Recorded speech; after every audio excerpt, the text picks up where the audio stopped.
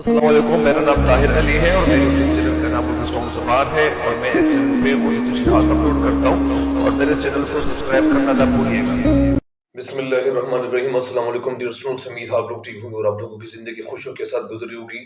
तो आप लोगों को लिए चलता हूँ शेर नंबर 6 की तशरीह की तरफ। लेकिन मेरे चैनल पे हर नए आने वाले उनको चाहिए कि मेरे इस चैनल को सब्सक्राइब करें और बेल आइकन बटन को ज़रूर दबाएं ताकि मेरी हर वीडियो आपको वक्त पे पहुँचती रहे। तो आप लोगों को लिए चलता हूँ शेर नंबर 6 की तशरीह की तरफ। शेर नंबर 6 क्या है? शेर नंबर 6 यही है कि क्या क्या फितने सर पर उसके लाता है माशूक। क्या क्या फितने सर पर उसके लाता है माशूक अपना, जिस बेदिल बेताब व तवा को इश्क का मारा जाने है।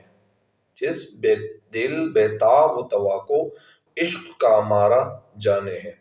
इस शेर में सबसे पहले अल्फाज के मानी आपको बताता हूँ, इसके बाद मफहूम के बाद इंशाअल्लाह वजाहत अल्लाह के फज़ल करम से अब इस शेर की तशरीह से भी ऐसा फ़ायदा उठाएंगे कि आपके ज़हन में ये तशरीह बिल्कुल बैठ जाएगी। सबसे पहले अल्फाज के मानी बताता हूँ। क्या क्या फितने, फितना का मतलब क्या है? फितना की जमा फितने हैं या फितनों है। तो फितना किसे कहते हैं? फितना के मानी है फसाद, तबाही और बर्बादी। यानी फितने के क्या मानी है? फसाद भी है, तबाही भी है, बर्बादी भी है। और सर पर यानी उसके सर पर क्या क्या तबाही है, उसके लाता है माशूक अपना। यानी माशूक जिसके साथ इश्क किया जाता है, मोहब्बत की जाती है। तो माशूक का मतलब क्या है? माशूक के मानी है जिससे इश्क किया जाए, जिससे मोहब्बत की जाए। तो उसे महबूब भी कहते हैं, उसे माशूक भी कहते हैं, जिसके साथ मोहब्बत की जाती है, इश्क किया जाता है। जिस बेदिल बेताब व तवा, यहाँ पे बेदिल का मतलब है बेख्वाहिश। ये क्या लफ्ज़ है? ख्वाहिश, बेख्वाहिश। बेख्वाहिश मतलब जिसका ख्वाहिश ना हो, जिसे दिल पर इख्तियार ना हो, इश्क में मुब्तला।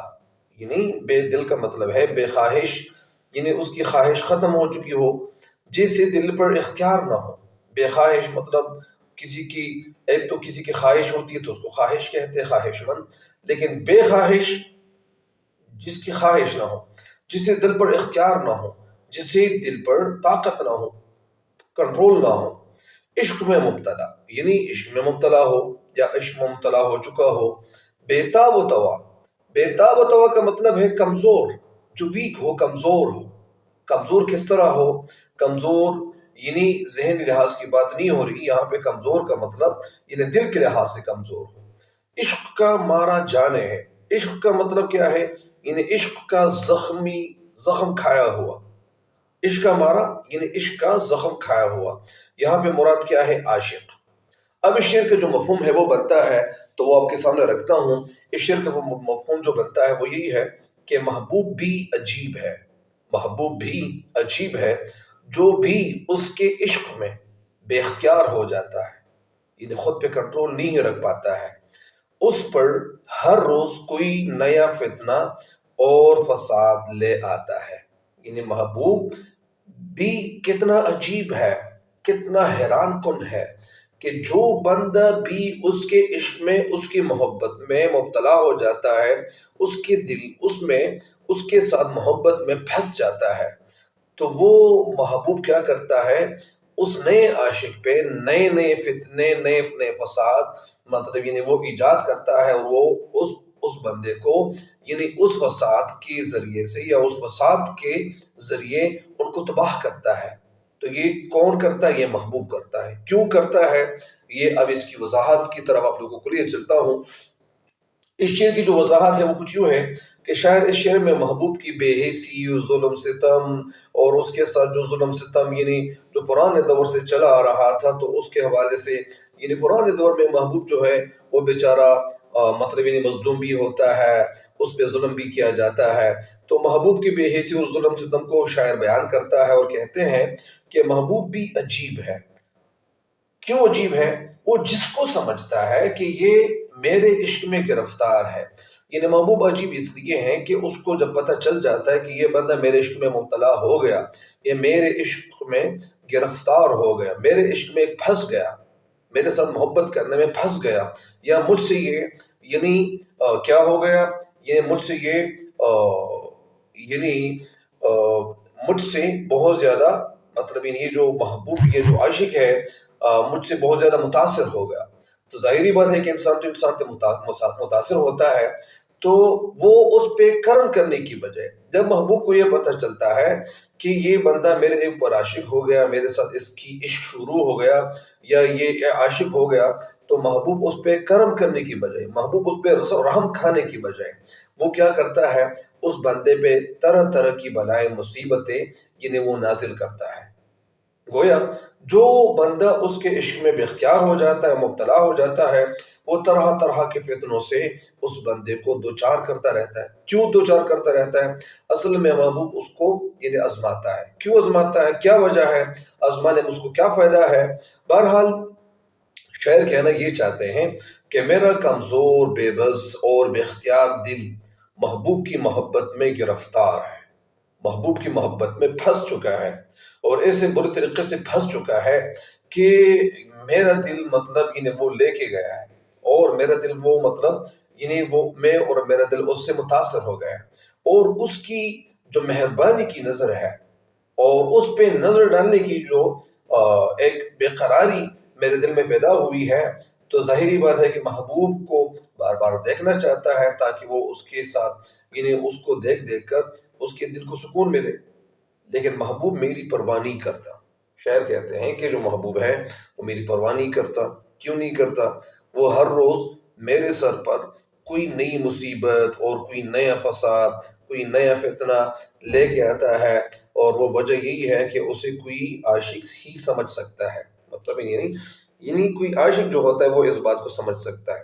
اس شعر کے ساتھ جو ریلیٹڈ شعر ہے، جو شعری مثال ہے، یا جو شعری مثال ہے، وہ یوں ہے کہ غالب کا ایک شعر ہے کہ جس طرح ان کی بہت خوبصورت غزل ہے، اور وہ کہتے ہیں کہ وہ شعر کچھ یوں ہے کہ یہ فتنہ آدمی کی خانہ ویرانی کو کیا کم ہے، یہ فتنہ خانہ ویرانی کو کیا کم ہے، ہوئے تم دوست جس کے دشمن اس کا آسماں کیوں.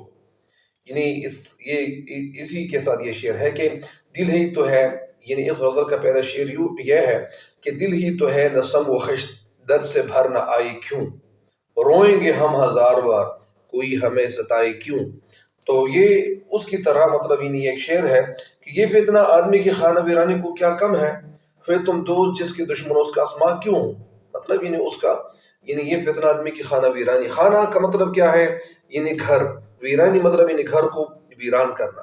یعنی یہ جو فساد ہے جو گھر کو ویران کرتا ہے، کیا یہ فساد آدمی کے لیے، انسان کے لیے، اس کے گھر تباہ کرنے کے لیے یہ فساد کیا کم ہے؟ ہوئے تم دوست جس کے دشمن، تو تم جس کے دشمن ہو گئے، یعنی ہوئے تم دوست جس کے، یعنی تم جس کے دوست ہو گئے، دشمن اس کا کیا آسماں کیوں ہو. تو اس کا دشمن اس کا آسماں نہیں ہونا چاہیے، تم جیسے دشمن کی ضرورت ہے. مثلا کہنے کا مقصد یہ ہے کہ اگر تم اس کے دوست بن گئے، تو کہنے کا مقصد یہ ہے کہ اگر تم دوست بن گئے ان کے، تو اس کے لیے سب سے بڑا دشمن بھی تم بن گئے ہو. بہرحال یعنی شعر میں کہنا یہ چاہتے ہیں کہ اصل میں جو عاشق اور محبوب کی یہ جو محبت ہے، تو اس محبت کے حوالے سے شعر کہتے ہیں کہ عاشق و محبوب کی خاطر یعنی کن کن تکالیف سے گزرنا پڑتا ہے، کن کن مصیبتوں سے گزرنا پڑتا ہے، کن کن خطرناک حالات سے گزرنا پڑتا ہے، اور یہ بات صرف وہی بندہ جانتا ہے. اصل میں دنیا میں بہت سارے میدان ہیں، صرف محبت کا میدان نہیں ہے کہ صرف ایک محبت کا میدان ہے. دنیا میں ہر میدان مشکل ہی ہوتا ہے، لیکن کچھ لوگ اس میدان کو یا اس میدان کو سر کرنے کے لیے، اس کو عبور کرنے کے لیے، اس کو کنٹرول کرنے کے لیے، ایک منزل تک رسائی حاصل کرنے کے لیے وہ بے انتہا قسم کی محنت شروع کرتا ہے. تب وہ انسان اس محنت کی وجہ سے اس مقام تک پہنچ جاتا ہے.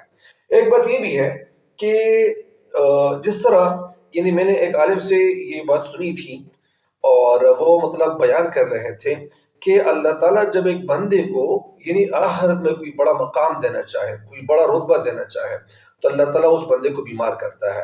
اصل میں یہ جو ابھی میں بات بتانے والا ہوں یہ اس کے ساتھ مطلب اتنا کنیکٹڈ نہیں ہے، لیکن کچھ نہ کچھ اس کے ساتھ تعلق ہے. تو وہ عالم کہہ رہے تھے کہ اللہ تعالیٰ اس بندے کو بیمار کرتا ہے، اور اس کی بیماری میں اللہ تعالیٰ اس کو مطلب کیا کرتا ہے، اس پہ ایک امتحان لے آتا ہے، تو وہ بیماری ان کے لیے ایک امتحان کے طور پر ہوتی ہے۔ پھر اللہ تعالیٰ اس بندے کو مطلب کیا کرتا ہے، اس کو اللہ تعالیٰ شفا دیتا ہے، اس کو اللہ تعالیٰ مطلب صحت دے دیتا ہے، اس کو اللہ تعالیٰ تندرستی سے نوازتا ہے، تندرستی دے دیتا ہے۔ تو پھر وہ بندہ جب تندرستی اللہ تعالیٰ کی طرف سے ان کو مل جاتی ہے تو اللہ تعالیٰ اس کو اس مقام تک پہنچ کے پہنچاتا ہے۔ تو اسی طرح دنیا میں بھی اللہ تعالیٰ اگر انسان کو اسی طرح مختلف قسم کے امتحانات سے انسان کو گزرنا پڑتا ہے، اور ہر امتحان جو انسان کے لیے ہوتا ہے تو اس امتحان سے عہدہ برا ہونے کے لیے، عہدہ برا کا مطلب کامیابی پانے کے لیے ہر انسان کو بہت زیادہ محنت کرنے کی ضرورت پڑتی ہے، اور ساتھ ساتھ انسان کو اللہ تعالیٰ کی عبادت بھی کرنی پڑتی ہے، تلاوت بھی کرنی پڑتی ہے، اللہ تعالیٰ کے احکام پہ اپنی زندگی بھی گزارنی پڑتی ہے۔ بہرحال بہت ساری باتیں ایسی ہیں کہ ہر انسان کو اس دنیا میں بہت سارے ایسے میدان ہیں، مثلا جو بھی میدان اگر میں کہہ دوں، اگر کوئی ٹیچر بننا چاہتا ہے تو ٹیچر بننے کے لیے بھی بہت زیادہ پاپل بیلنے پڑتے ہیں۔ پاپل بیلنا کا مطلب ہی بہت زیادہ محنت کرنی پڑتی ہے، پروفیسر بننے کے لیے، انجینئر بننے کے لیے، ڈاکٹر بننے کے لیے۔ اسی طرح ہر میدان کو آپ اس کو لیتے جائیں، دنیا میں ہر کوئی میدان جو ہوتا ہے اس کے لیے بڑی محنت کرنی پڑتی ہے۔ یا اسی طرح اگر اسٹوڈنٹ اگر زیادہ سے زیادہ کتابیں نہ پڑھیں، اگر اسٹوڈنٹ زیادہ کتابیں پڑھنے والا نہ ہو تو پھر وہ اسٹوڈنٹ بھی کبھی کبھار زیادہ تر کسی مطلب منزل سے منزل کے پہنچنے سے پہلے وہ بندہ پھنس جاتا ہے اور آگے وہ نہیں جا سکتا۔ کیوں نہیں جا سکتا؟ کیونکہ اس کے لیے جتنی محنت کی ضرورت ہوتی ہے وہ محنت نہیں کرتا۔ تو بہرحال شاید یہاں پہ کہتے ہیں کہ عاشق و محبوب کی خاطر کن کن تکالیف سے گزرنا پڑتا ہے، اور یہ بات وہی بندہ جانتا ہے۔ مثلا جس طرح میں نے آپ کو عرض کیا کہ جب ایک ڈاکٹر بنتا ہے تو ڈاکٹر بھی کوئی آسان کام تو نہیں ہوتا، اس کے لیے بہت سارے پیسے لگانے پڑتے ہیں، خرچ کرنے پڑتے ہیں، بہت زیادہ محنت کرنی پڑتی ہے، دن رات محنت کرنی پڑتی ہے، تب ایک ڈاکٹر بن جاتا ہے۔ لیکن بہت زیادہ منزلیں وہ طے کرتا ہے، بہت زیادہ کوششیں وہ کرتا رہتا ہے۔ اسی طرح کچھ لوگ آج کل جو اسٹوڈنٹس ہوتے ہیں وہ محنت نہیں کرتے۔ محنت کیوں نہیں کرتے؟ وہ شارٹ کٹ کا راستہ دیکھتے ہیں کہ مجھے اگر میں یہ کام کروں جلدی مجھے زیادہ سے زیادہ نمبر ملے۔ اس زیادہ نمبر کے چکر میں اسٹوڈنٹ کو ایسا نہیں پھنس جانا نہیں چاہیے۔ ہر اسٹوڈنٹ کو بہت زیادہ کتابیں پڑھنی پڑتی ہیں۔ بہرحال تو ہر انسان اگر وہ کوئی منزل تک پہنچنا چاہتا ہے، اور ایک بات یہ بھی ہے کہ یہاں پہ میں علامہ اقبال رحمۃ اللہ کی بھی ایک بات بتاتا چلوں۔ علامہ اقبال رحمۃ اللہ کے حوالے سے یہ بات مشہور تھی کہ وہ اگر کسی منزل پہ روانہ ہو جاتے تھے، جس منزل کو وہ پہنچنا چاہتے تھے، اگر وہ ایک راستے پہ جانا شروع کرتے تھے، ان کو اس منزل کا پتہ ان کو اس راستے کا پتہ چل جاتا تھا کہ یہ منزل آسان ہے، یہ راستہ آسان ہے، تو وہ اس راستے کو چھوڑ کر واپس لوٹتے تھے، واپس آ جاتے تھے گھر، کیونکہ وہ کہتے تھے کہ میں ایسے راستے پہ جانا نہیں چاہتا، میں اسی منزل پہ جانا نہیں چاہتا جو راستہ آسان ہو، جو منزل آسان ہو۔ لیکن ہم لوگ آج کیا کرتے ہیں؟ ہم تو شارٹ کٹ راستہ دیکھتے ہیں تاکہ ہم شارٹ کٹ اختیار کر کے ہم زیادہ سے زیادہ نمبر لیں۔ بہرحال تو اس طرح بندہ کیا کرتے؟ عاشق و محبوب کی خاطر کن کن تکالیف سے گزرنا پڑتا ہے، کن کن مشکلات سے گزرنا پڑتا ہے، کن کن تکلیفوں سے، مصیبتوں سے گزرنا پڑتا ہے، اور یہ بات وہی بندہ جانتا ہے۔ اسے محبوب کے نئے جو یہ جو ماڈرن جو مطالبات ہیں، مختلف قسم کے مطالبات وہ ان کے لیے پورے کرنے پڑتے ہیں، اور اس کی بے جا خواہشات کا احترام کرنا پڑتا ہے۔ مثلا اگر وہ جو بھی کہتا ہے محبوب تو وہ عاشق ان کی بات مانتا ہے، عاشق ان کی بات سے مطلب کیا نہیں کرتا، تجاہل سے کام نہیں لے سکتا، عاشق ان کی بات سے مطلب منہ نہیں موڑ سکتا، ان کی بات ماننی پڑتی ہے چاہے جو بھی بات ہو۔ لیکن اس سارے کاموں کے باوجود، اس سب کے باوجود محبوب بے رخی اور سرمہری سے پیش آتا ہے۔ مطلب محبوب پھر اس کے باوجود وہ بے رخی سے پیش آتا ہے، مطلب عاشق کے ساتھ محبت نہیں کرتا، اور بات بات پر اسے تھانا دینا پڑتا ہے، اس کو ذلیل کرنا پڑتا ہے، اور اس کی سرزنش کرتا ہے، اس کی مطلب سرزنش کرتا ہے، ان کی کیا کرتا ہے، مطلب ان کو ذلیل کرتے ہیں، اور اس کے جذبات کے ساتھ کھیلتا ہے۔ محبوب ان کے جذبات کے ساتھ کھیلتا ہے، ان کے جذبات کو زخمی کرتا ہے، ان کو مجروح کرتا ہے۔ عاشق جہاں بھی جاتا ہے تو لوگ بھی اسے برا بھلا کہتے ہیں۔ برا بھلا کیوں کہتے ہیں؟ ان کو مطلب گالی وغیرہ ان کو لوگ دینے لگتے ہیں۔ کیوں دینے لگتے ہیں؟ کیونکہ ان کو تو محبوب نے مطلب ذلیل کیا ہوا ہوتا ہے، اور ظاہری بات ہے کہ کچھ لوگ ایسے بھی ہوتے ہیں کہ وہ کسی منزل تک پہنچنے کے لیے وہ خود کو ذلیل کرتے ہیں تاکہ وہ اس ایک منزل تک پہنچ جائے۔ بہرحال اور مطلب محبوب اس پہ تانا زنی کرتے ہیں، اس پہ تانے دیتے ہیں، بیچتے ہیں۔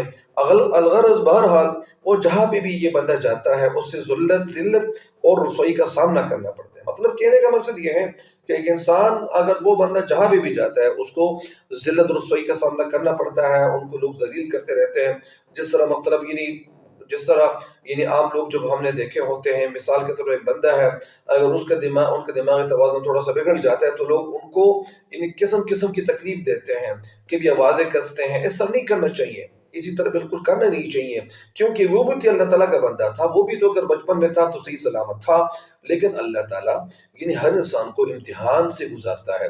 بہرحال اس شعر کے ساتھ جو ایک شعر ہے، آخری ایک شعر تو میں نے آپ کو عرض کیا بھی ہے، وہ یوں ہے کہ جس سمت بھی جاتا ہوں کہتے ہیں کہ وہ آیا، جس سمت یا جس سمت بھی جاتا ہوں کہتے ہیں کہ وہ آیا، ہے 4 قدم آگے مجھ سے میری رسوائی.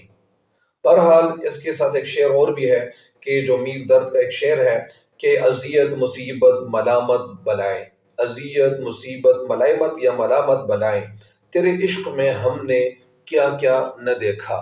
تو بہرحال عشق سے بھی، عشق کی جو بیماری ہے وہ بھی بڑی لاعلاج ہوتی ہے.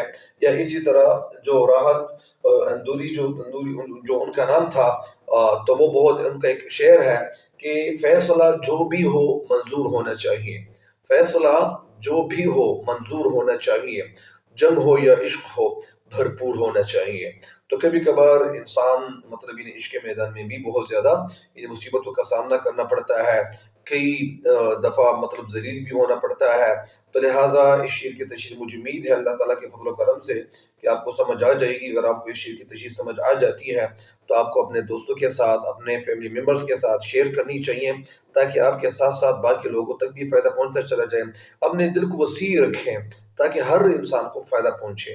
اصل میں کچھ لوگوں کے جو ذہن ہے وہ مطلب انہیں زیادہ ان کے وسیع نہیں ہوتے، وہ کہتے ہیں کہ بس فائدہ مجھے ہی فائدہ پہنچتا چلا جائے، باقی اگر وہ غرق ہو، ذلیل ہو، ان کے نمبر کم آ جائیں. تو ان کے نمبر اگر کم آ جائیں تو اگر آپ میٹرک میں ہیں، فرسٹ ایئر میں، سیکنڈ ایئر میں ہیں، تو شاید آپ کا میدان الگ الگ ہو جائیں، ان کو الگ کامیابی ملے گی، آپ کو الگ کامیابی ملے گی. بہرحال امید ہے کہ آپ میری جو ویڈیوز ہیں ایک دوسرے کے ساتھ شیئر کریں گے. تب تک کے لیے مجھے بھی وہ یاد رکھیے گا. اللہ نگہبان.